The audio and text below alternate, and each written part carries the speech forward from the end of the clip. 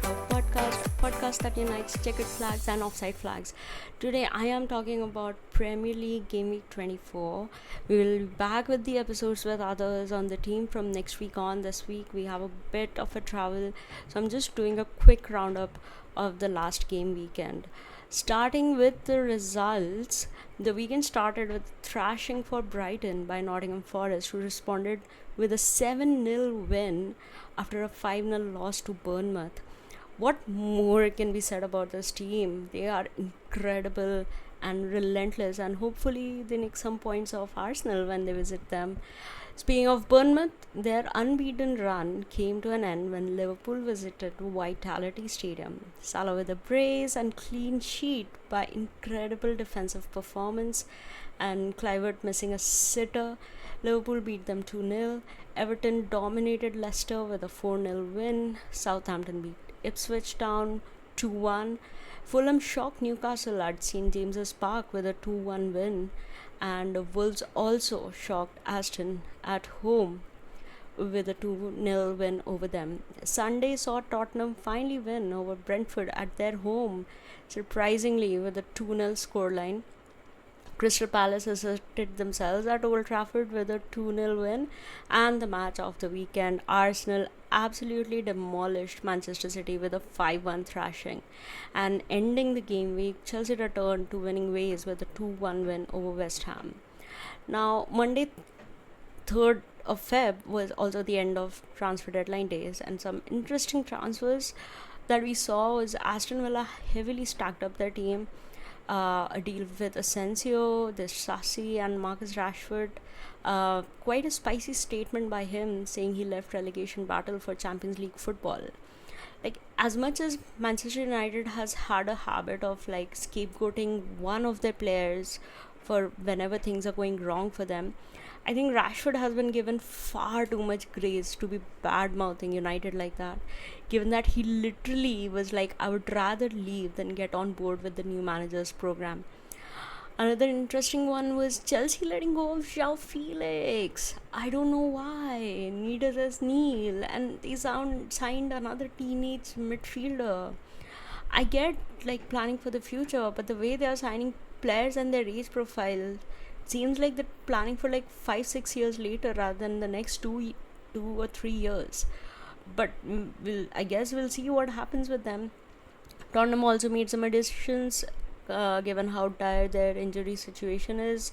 Matthias Tell is the one that I can recall right now. Now, talking about specific matches, I will start with Chelsea. Okay, I was glad to see Sanchez benched. And now I'm not saying Chelsea won because of it, but certainly a better performance by the keeper. The goal conceded was really just a bad pass and a mistake by, I want to say it was Levi Colwell, but I will give him some grace there.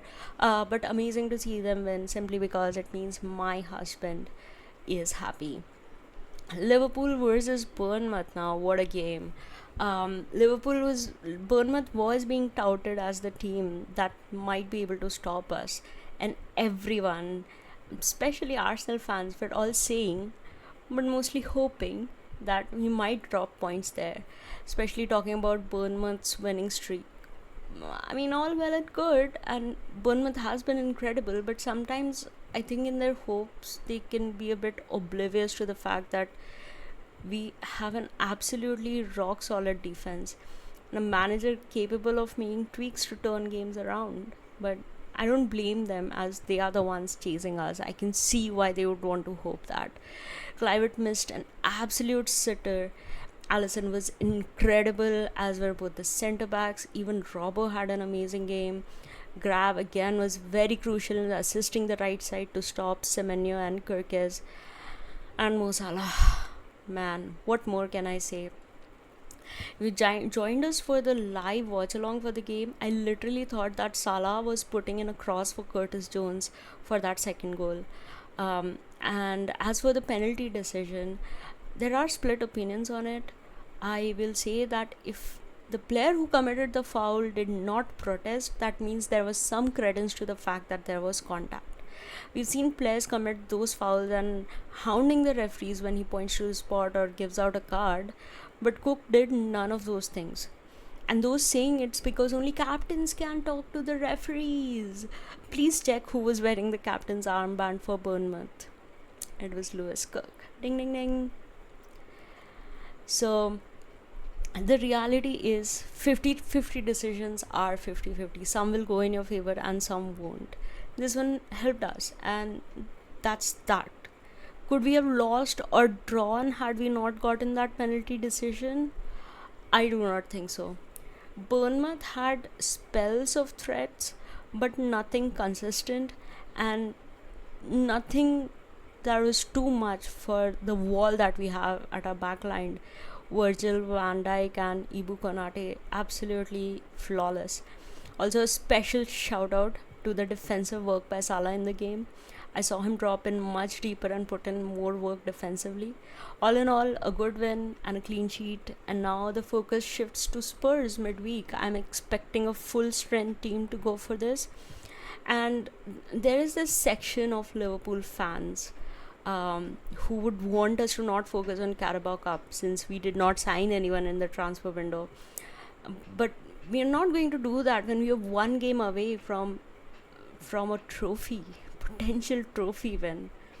Also, like, the game after Spurs is Plymouth, and there's plenty of opportunity to rotate, and we do well when we don't have too much rest given back to back. Our team rested for the last day of Champions League, and that's enough for this month, given that there is a Plymouth game in FA Cup where we don't need our full strength. Another thing is, if we do beat Spurs and reach the final, the game scheduled currently for the March 15-16 weekend, which is with Villa, which is when the Carabao Cup final will happen, will be preponed and played midweek between the games between the Wolves and the Manchester City game. Again, I think this is a good thing to happen. We can win both the games. We will have these games being moved as we go further on in the season, and sure, Arsenal might have a game in hand, but if we win both Aston Villa and the Everton game, that has been our game in hand, that's a 12-point lead with a game in hand for Arsenal. Also helps as we move further into Champions League and FA Cup games. We will have checked off one somewhat difficult away game, and in my opinion, we might be better off playing it now. We have to play them anyway. It would have been rescheduled in April otherwise, and I would rather we worry more about Champions League and FA Cup at that time than the Premier League. The more advantage we can gather, the better. So it's okay, Liverpool fans, we have to play these games, and I do not see a major problem in us playing that game before Manchester City away game, because Manchester City will also be playing midweek against Real Madrid. They will be traveling to Spain, and they are absolutely just shattered.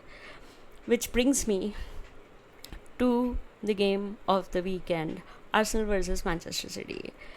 Did I have hopes that City could do something against Arsenal? A little bit.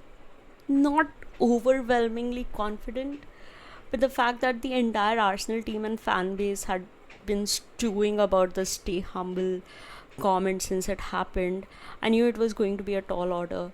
The first half, I would say it looked as if this might just end up in a draw if City could find a way to get the equalizer. But silly mistakes by the team, absolutely appalling the way they gave away the first two goals. And Haaland was literally pissed to give away their advantage seconds after he got the equalizer. Damn, I could see how they just broke at the time. Now, about the Arsenal antics, okay, sure, man, do it. For me, as a sports person, I do my talking on the field or the court, but I've never played at such an international, big level, global level, so maybe it is something that just happens.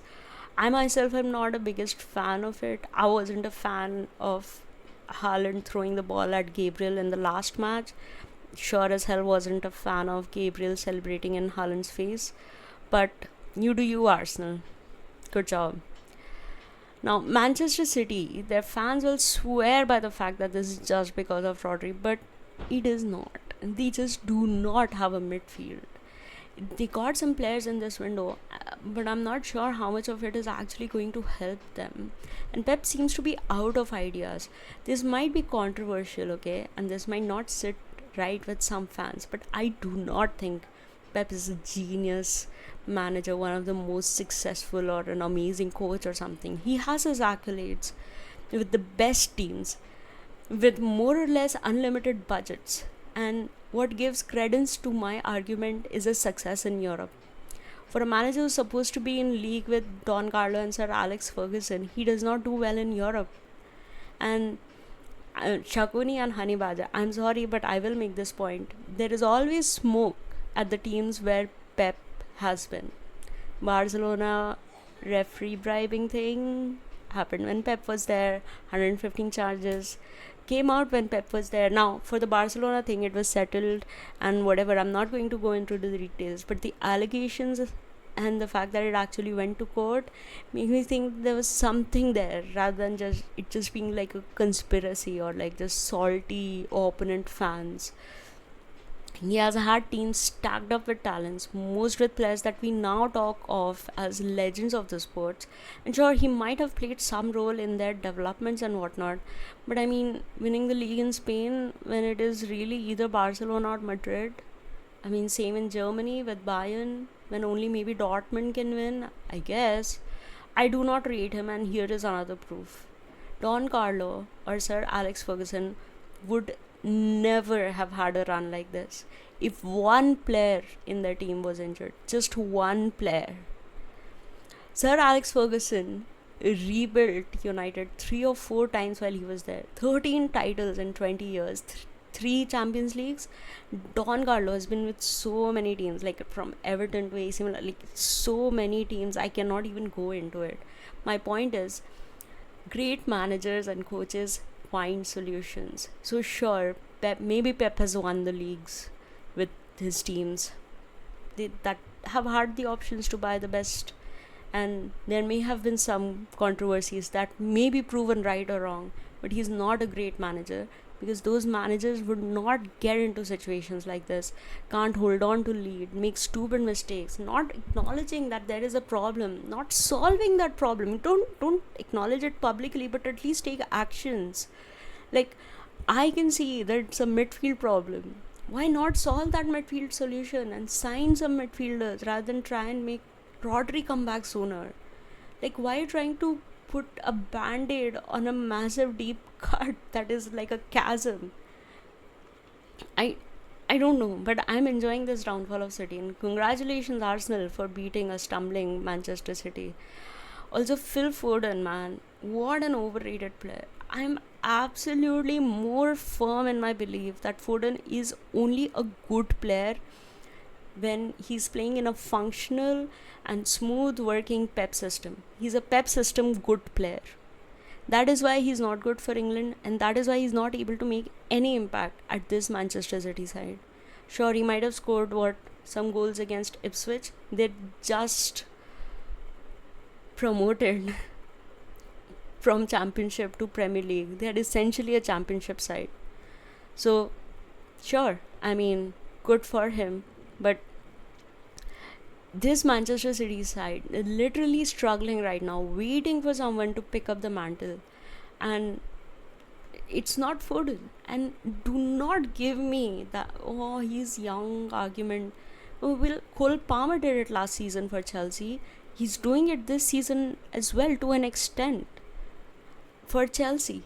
So, no. Phil Foden, absolutely, what a stupid mistake to make when your team is literally struggling, and for you to make a pass as stupid as that and again go down 1 goal, and after that it unraveled from there, and Pep had nothing to show for it. He had nothing. He had no tweaks. He had no game plan in case his players were not able to perform. I think if Foden did not make that mistake and they were able to keep the game level for around 5-10 minutes, the game might have been different. But I mean, I guess we'll never know. So those are my thoughts about this game week. Now about upcoming games. Carabao Cup semi-finals: Arsenal versus Newcastle at St James's Park, and Liverpool versus Spurs at Anfield. I'm going to predict the final is going to be Newcastle versus Liverpool, but we will see. Newcastle has been a bit shaky at their home in the last couple of league games. They've lost to Bournemouth, and I mean, again, they lost to Fulham just this week.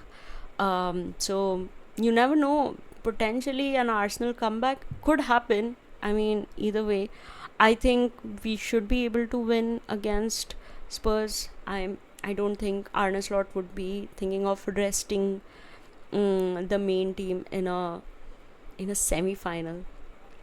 Even if the cup game is not, even if this cup is not rated by fans or whatever, it is still silverware at the end of the day.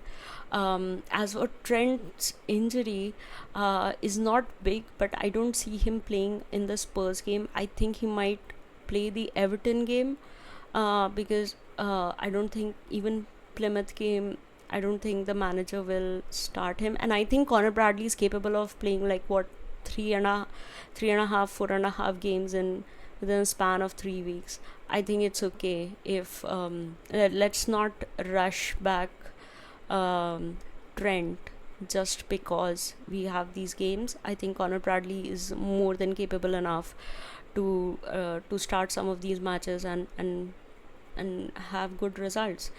And the FA Cup round 4, which I mean, I am not going to be too invested in it. I will just be coming back from our travels over the weekend. Some good fixtures there. There are 8 Premier League teams that are playing against each other, so 4 games that are just Premier League teams amongst themselves, so that should be fun. And a midweek game for Liverpool, playing Everton away at Goodison Park. I am hoping for a win, but I mean, it will be hard. Derby games usually are very hard, so I hope we can get all 3 points. I'm not too fussy about a clean sheet, but just 3 points and no injuries is what I want and what I'm hoping for from this game. That's it for this episode. We will be back with our regular programming from the next game week, and soon also with some F1 content now that we are close to the season start. Until then, thank you for watching and bye. If you've reached till here, thank you so much for watching. Please like the video, subscribe to the channel, click on the notification bell to always know when we post new content, and let us know your thoughts in the comments.